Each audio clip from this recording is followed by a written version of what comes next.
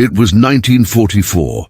The war was still raging across Europe, and the name America struck a mixture of fear and curiosity among German soldiers. For months, they had been told stories of what awaited them if they ever fell into Allied hands. Brutality, starvation, endless labor. To surrender was to invite humiliation.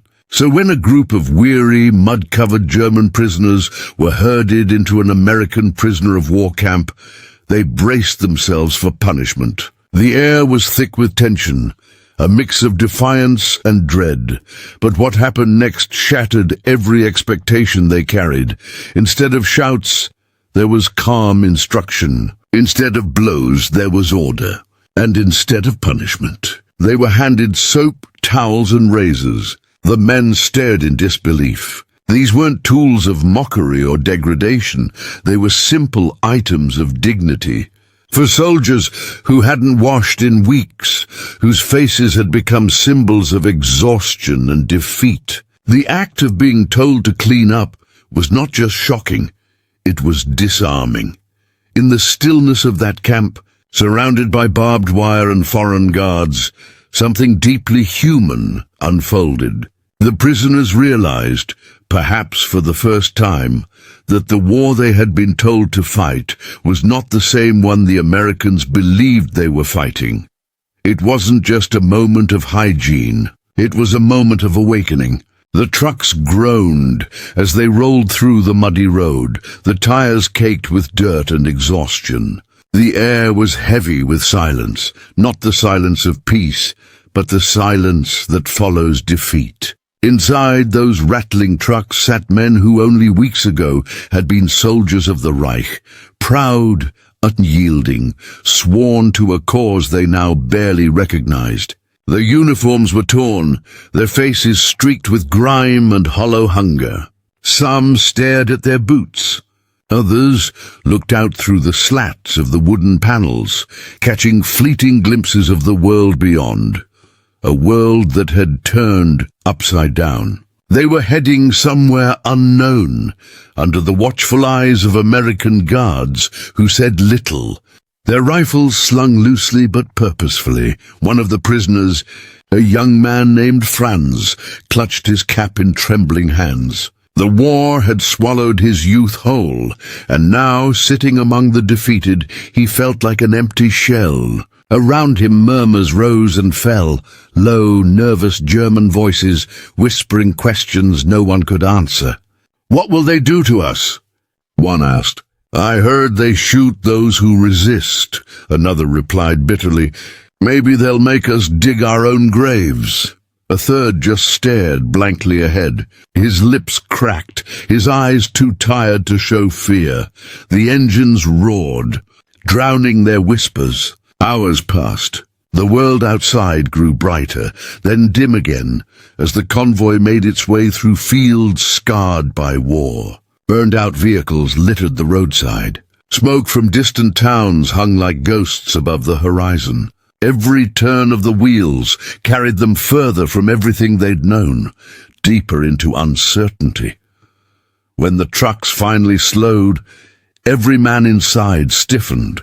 The brakes squealed, metal creaked, and then the engines died. For a moment, there was no sound, just the faint whistle of wind through the cracks in the wooden boards. Then came a shout from outside. "Raus! Out! Let's go! Move!" The back doors swung open, blinding sunlight pouring in like a flood. The prisoners blinked, squinting against the brightness as their eyes adjusted. They climbed down one by one, boots sinking into damp earth.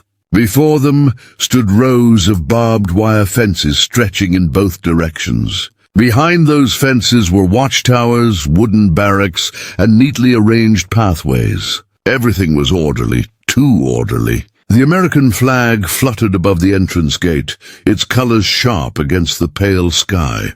A large sign nearby read, U.S. Army POW Camp. Franz swallowed hard. So this was it, the place they'd spend whatever remained of the war. He expected barking guards, shouted commands, maybe even beatings to establish dominance. That's what they had been told by their officers before capture. The Americans, they had said, are wolves dressed as men. Surrender and they'll strip you of your dignity. But as he looked around, something felt off. The guards were alert, yes, but not cruel. Their eyes were not filled with hatred. They moved with precision, not aggression.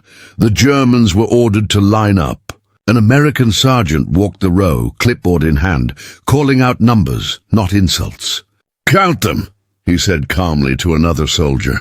The Americans were methodical, efficient in their discipline, but almost indifferent to the prisoners' humiliation. The Germans exchanged nervous glances. The uncertainty was worse than the fear of pain. After the count, they were led deeper into the camp. The ground was surprisingly well kept. Gravel paths, trimmed edges, even small wooden signs pointing toward different sections. Kitchen, medical, wash area. Franz couldn't believe what he was seeing. A camp built for enemies that looked cleaner than most of their own outposts. He expected cages, maybe ditches, not this strange civility. Then came the moment none of them would ever forget. They were herded toward a long, low building. Steam rose from behind it, drifting lazily in the cool morning air. The scent of warm water and something faintly sweet lingered nearby. Soap, though few recognized it at first. Inside, metal basins lined the room, each filled with hot water that shimmered faintly under the light. On a wooden table near the entrance lay stacks of towels, bars of soap, and shiny razors glinting like silver. The prisoners froze. Their minds couldn't comprehend what they were seeing. Razors? Towels? Soap? For them, it had to be a trick. Franz felt his stomach twist. Was this some kind of cruel joke before interrogation? Were they to be mocked, shaved, and scrubbed like animals? No one moved. A young American guard, maybe no older than 20, stood nearby. His uniform was crisp, his expression unreadable. "You'll need these," he said simply, nodding toward the supplies. His tone was flat, almost procedural. No malice, no sarcasm, just duty. He stepped aside, waiting. The silence in the room thickened. The Germans looked to one another, seeking someone to move first. Finally, an older soldier stepped forward, perhaps out of pride, perhaps just to end the unbearable tension. His hands trembled slightly as he picked up a bar of soap. The faint lavender scent hit his nose, and for a moment he stood still, as if his brain refused to process something so gentle in a place meant for captives. Slowly he nodded to himself and began washing. One by one, others followed. Water splashed softly at first, then more freely as they gave in to the need. The sound of skin being scrubbed filled the air. The scent of soap mixed with the damp smell of old uniforms. The first strokes of razors cut through days of stubble and grime. The men who had prepared themselves for punishment now found themselves being cleansed. Franz hesitated. His reflection in the basin water was a stranger. Hollow eyes, gaunt cheeks, streaks of dirt carved deep into his skin. He reached for the soap, his fingers trembling. As he rubbed it between his palms, the foam built slowly, slippery and foreign. When he pressed it against his face, something inside him cracked. He hadn't realized how much he missed the simple act of being clean. The heat of the water against his skin felt almost holy. He began to shave. The razor glided carefully along his jawline, scraping away the grime of exhaustion. Each stroke seemed to peel back layers of fear and shame. Around him, others were doing the same. Some were silent, others muttered in disbelief. One young man whispered, "They're giving us razors." "Why? They trust us with these?" Another answered softly, "Maybe they don't see us as animals." Minutes turned to hours. When they finally stepped back into the open air, steam still clinging to their skin, something had shifted. They were still prisoners, still defeated, but they no longer felt like ghosts. The camp looked different now. The air smelled fresher. The guards still watched, but no longer felt like executioners. Franz ran a hand across his clean-shaven chin and exhaled, the breath heavy with confusion. He looked toward the guard station. The young American from before caught his eye briefly. For a moment, just a moment, neither man was soldier nor prisoner. They were simply human beings, each trapped by a war they hadn't started. The German soldiers were led next to their barracks. Inside, wooden bunks lined the walls, blankets folded neatly. A small stove burned in the corner, faintly warming the air. Franz sat down, his hands still damp. His mind replayed the last few hours. Everything contradicted what he'd been told, what he'd believed. That evening, as darkness settled over the camp, the men spoke in hushed tones. "Why do they treat us like this?" someone asked. "Because they want to break us in a different way," another guessed. But Franz wasn't so sure. There was no cruelty in those gestures, no mockery in those orders. There was only discipline, and maybe something deeper, a strange sense of respect. As the lights dimmed and quiet spread through the barracks, Franz lay awake, staring at the wooden ceiling. His face was clean, his skin smelled faintly of soap, and his thoughts were a storm. He thought of his home, of his mother's kitchen before the war, of mornings when soap and warm water were just part of life. He never imagined such a memory would return in a prison camp.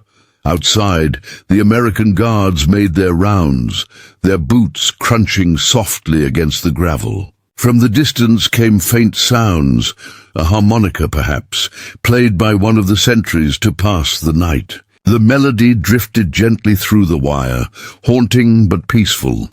Franz turned on his side, closing his eyes. For the first time in months, he didn't feel entirely like a prisoner. He didn't feel free either, but somewhere in between, suspended in a strange, fragile humanity that war had nearly erased. The next morning, when the guards called for roll, the men lined up without resistance. Their faces, clean and pale, caught the morning light. The same American officer who had greeted them yesterday gave a short nod of approval. There were no smiles, no handshakes, just a mutual recognition of order and decency. It was a small thing, almost invisible in the scale of the war. But for the men who had been prepared to suffer, it was everything. A bar of soap, a towel, a razor. These were not luxuries, they were symbols. Proof that dignity could survive even behind fences. Proof that the enemy did not have to become inhuman.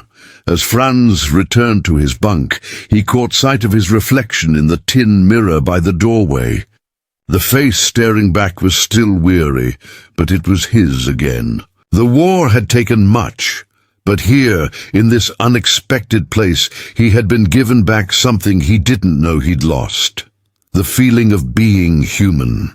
Days passed inside the camp, and with each sunrise, the German prisoners began to see the strange rhythm of their new existence. The first few mornings were filled with hesitation. No one knew whether the quiet orderliness of the Americans was temporary or a facade.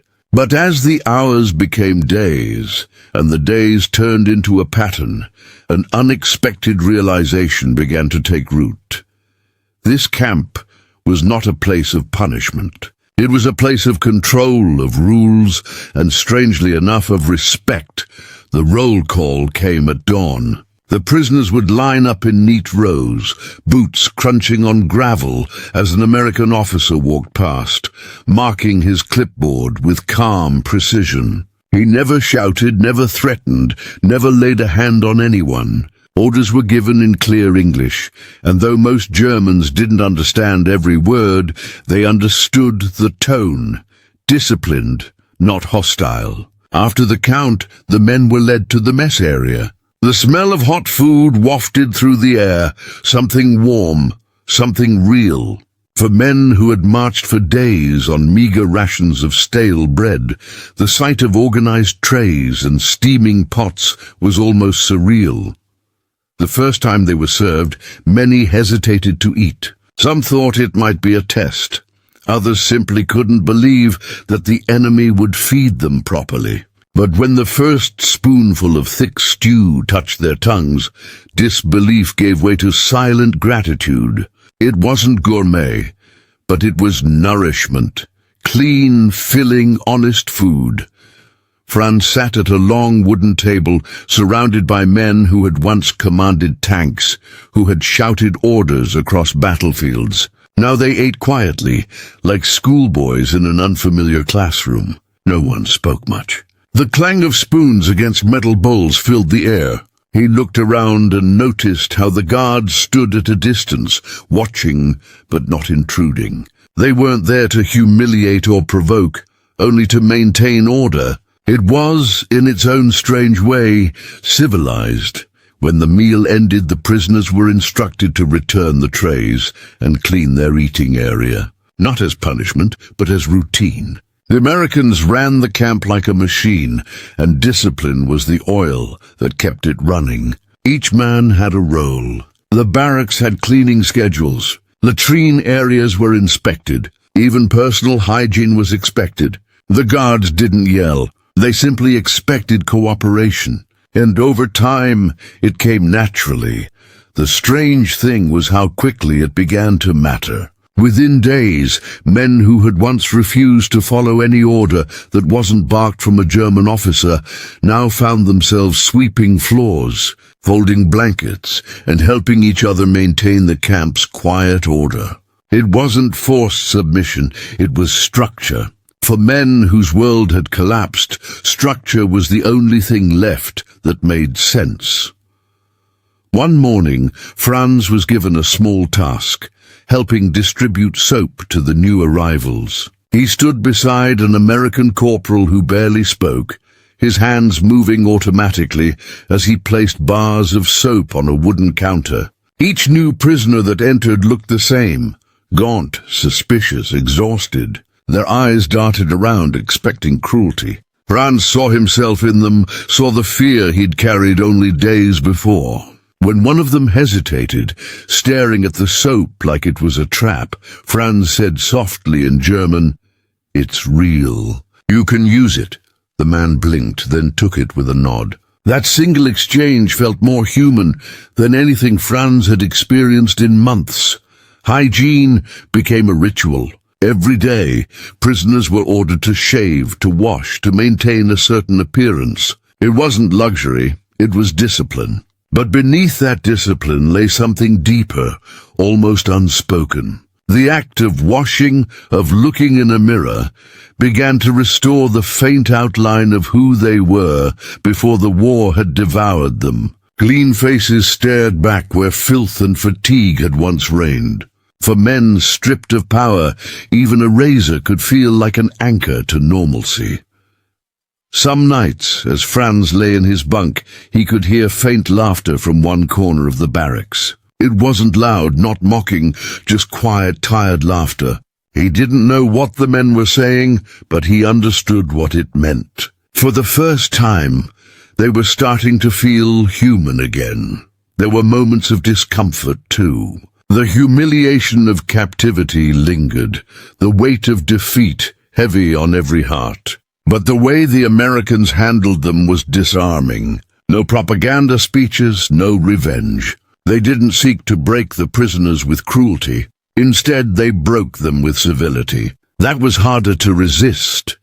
During medical inspections, American doctors checked wounds, treated infections, and gave out basic supplies. When Franz's frost-bitten fingers were cleaned and wrapped by an American medic, he wanted to speak, to say thank you, or perhaps to ask why. But the words never came. The medic simply nodded and moved to the next man. There was no sentimentality, no friendship, just a quiet acknowledgement that even enemies bled the same. Over time, this quiet decency began to work its way into the prisoners' minds. The hatred they'd been fed, the idea that the Allies were beasts in uniform, began to falter. The American way of running the camp was cold. Yes, but not cruel. They didn't seek to erase dignity. They enforced it. When a man refused to wash or to follow the routine, he wasn't beaten. He was told calmly, "That's not how it's done here." It was a strange punishment, to be treated like an equal in expectation. Weeks passed. The camp became a strange mirror of order. The Germans began forming small groups, not to plot escape or rebellion, but to talk about home, about what they'd believed, about what came next. Franz noticed that conversations were different now. The tone had softened. Words like honor and obedience began to lose their sharpness. In their place came words like peace, family, and normal. He often wondered if this was part of the Americans' strategy to change their minds, not by force, but by contrast, to show them that respect was more powerful than fear. If it was working. Every morning Franz would wake to the sound of footsteps outside, guards changing shifts, the metallic jingle of keys, the faint clatter of breakfast being prepared. The routine had become comfort. The smell of soap on his hands lingered even after the wash. His uniform was still ragged, but he stood straighter now. When he looked in the mirror, he didn't see a soldier or a prisoner. He saw a man who had survived. Sometimes he caught glimpses of American soldiers laughing among themselves, tossing a baseball during off hours near the fence line. The sound was strange, foreign, innocent. He watched as they moved easily, without fear or tension. It struck him that for them this was just another duty, not vengeance, not hatred, just work. And yet that work was transforming hundreds of broken men into something resembling their former selves. The simple act of being treated as men, of being expected to care for themselves, began to restore pride. Not the kind forged in battle, but the kind built quietly in the smallest of routines. To wake up, to wash, to eat, to work, these things became symbols of survival. One evening, after another long day of quiet labor, Franz sat outside near the fence. The sky burned orange as the sun set behind the trees. The air smelled faintly of pine and dust. Beyond the wire, he could see an American guard leaning against a post, lighting a cigarette. Their eyes met briefly. Neither spoke. The guard took a slow drag, exhaled, and looked away. Franz realized that he didn't see an enemy anymore, just another man waiting for the war to end. That night, before lights out, the camp commandant, an American captain with sharp eyes and a calm voice, made a brief inspection. He walked through the barracks, observing quietly. When he reached Franz's row, he stopped for a moment, looked around, then said simply, "Good order here. Keep it that way." His English was clear enough for everyone to understand. Then he moved on. It was a small comment, but it carried weight.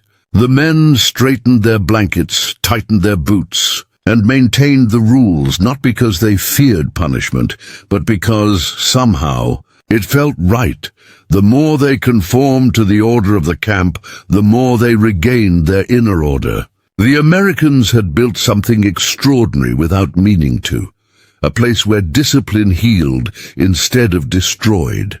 Weeks melted into months. Beards no longer grew unchecked. Faces became recognizable again. When new prisoners arrived, wild-eyed, defiant, terrified, the older ones would quietly tell them, "It's not like you think." You'll see. Franz had stopped counting the days. The camp had become a strange world of its own, neither freedom nor captivity in the truest sense. It was something in between, a fragile truce between human decency and the brutality of war. Sometimes, at night, he thought about the front lines, about the men still fighting and dying, about the chaos beyond these fences, and he realized that while they were prisoners, they were also lucky. They had been spared something far worse. The act of being given soap and razors, of being forced to remain clean, had become more than hygiene. It was a silent education, It taught them that civility could exist even amid destruction, that how one treated the defeated said more about victory than any battle ever could. By the time the first snow fell, the camp had settled into a strange peace. The air was cold, but the men worked steadily, shoulders squared, eyes clearer. The Americans watched from their posts, maintaining the rules, but never crossing the line of cruelty. Somewhere in that fragile balance, something profound had taken root. The understanding that dignity could survive even in captivity. And so each day began and ended with the same quiet rituals. Washing, eating, cleaning, standing for count. To outsiders it might have looked like routine. To those inside it was something far greater. It was proof that even behind barbed wire, humanity could endure. The days in the camp began to merge into one another, each morning arriving with the same grey light that slipped quietly through the cracks in the barracks walls. The first rays touched the wooden bunks, the tin cups, the boots arranged neatly by the doorway, and for a moment everything seemed still, almost peaceful. The men no longer woke with the instinctive jolt of fear that had ruled them when they first arrived. Instead, they rose slowly, like soldiers emerging from a long sleep. Somewhere in the distance, a whistle sounded, sharp but not angry, and the routine began again.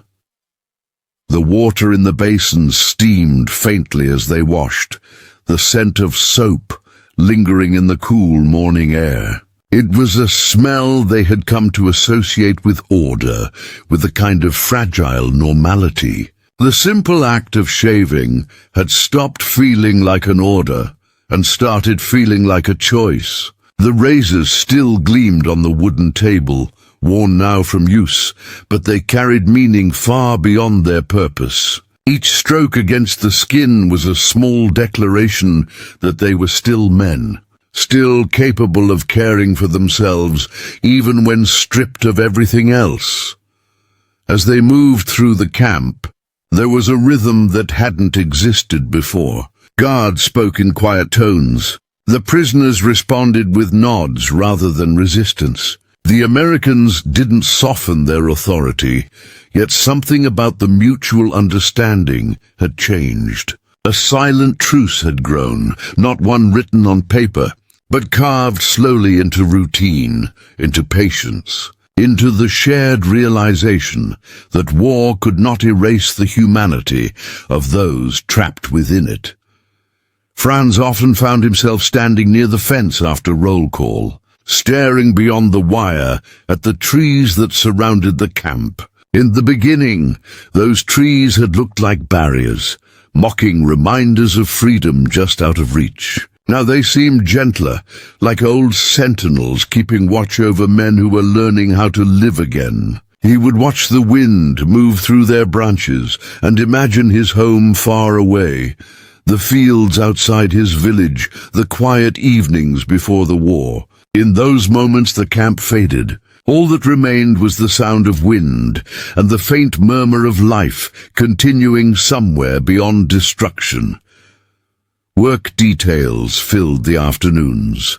Some men chopped wood, others cleaned tools or repaired fences under supervision. There was no shouting, only the steady rhythm of labor. The guards observed carefully, but without hostility. They expected diligence, and the prisoners delivered it. Not because of fear, but because the work itself provided a strange sense of balance. Hands that once carried rifles now carried hammers, and each nail driven into the boards seemed to drive away a fragment of chaos. It was during these hours that the transformation became most visible. Men who had arrived gaunt and bitter began to talk again. Conversations drifted between the rows of lumber and the clatter of saws. They spoke of their families, of the farms and towns they hoped still existed, of the taste of bread fresh from home ovens. Laughter, cautious at first, began to ripple quietly between them. It was the kind of laughter that carried both sorrow and relief, the sound of men remembering they were alive. Evenings came softly. The sun sank behind the line of trees, painting the sky in streaks of orange and red. The shadows stretched long across the yard, and a cool calm settled over the camp.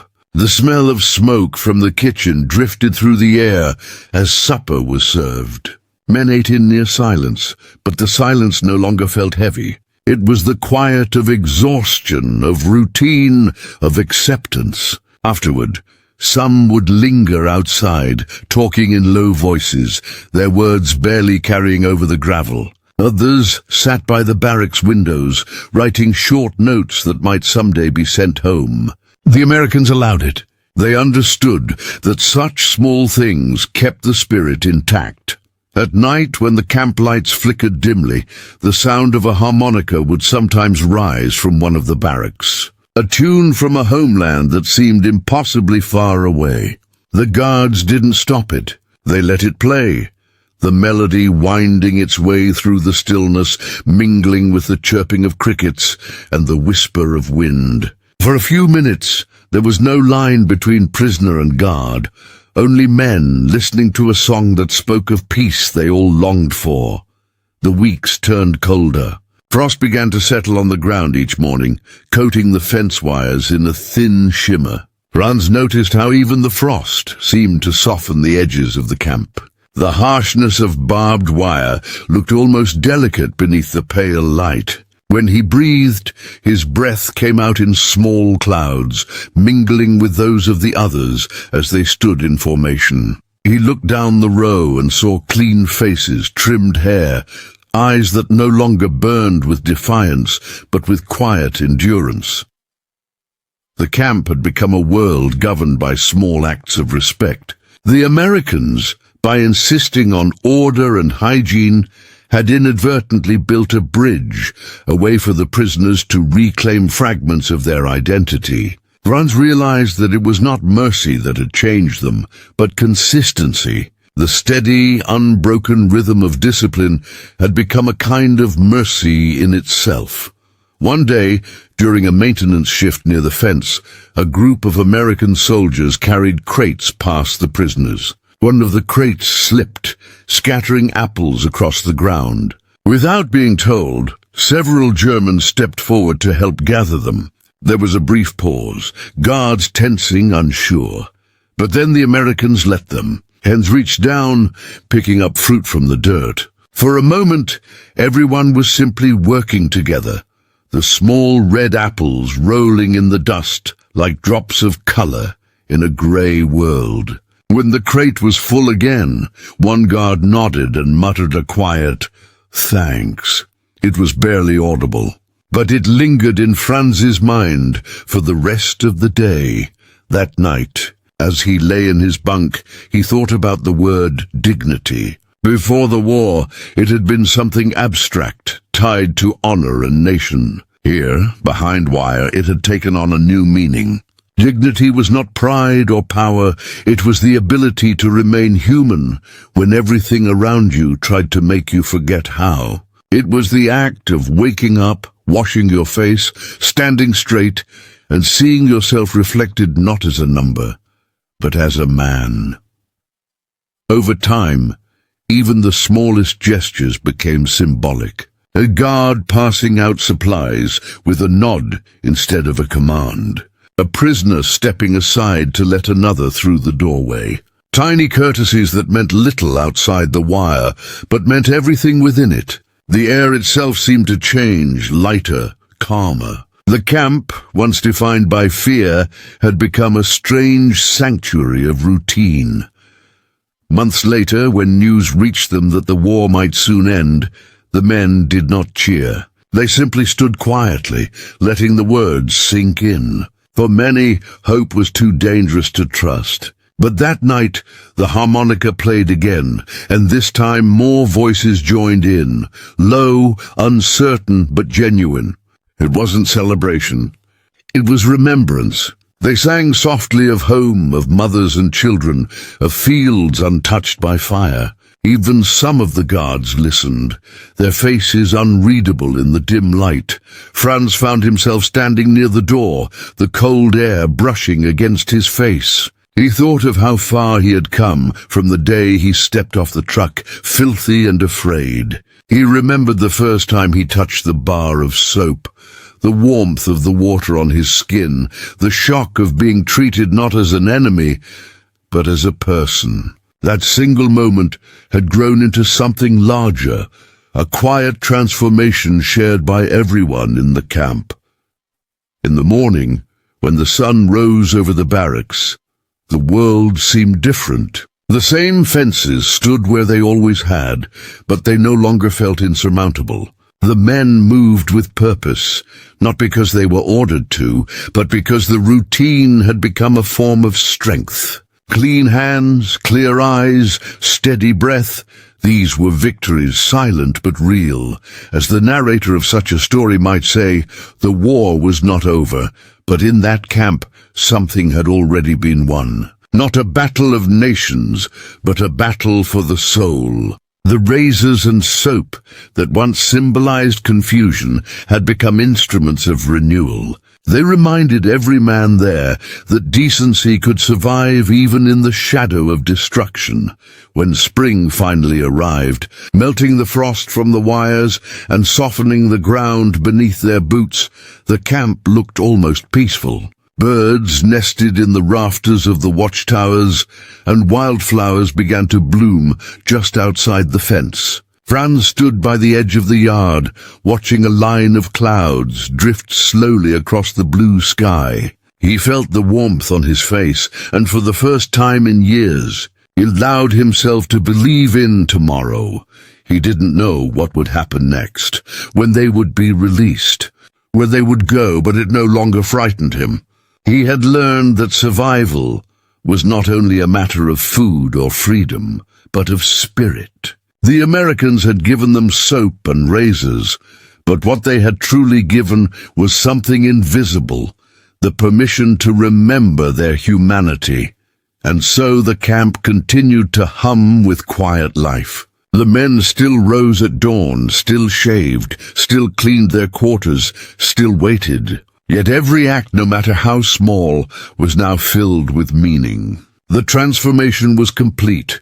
Not sudden, not loud, but steady and enduring, like the slow turning of the seasons. In the end, when historians would look back on that place, they might see only numbers, dates, and reports. But for those who lived it, the memory would remain far simpler. A time when soap, water, and respect became the tools of redemption.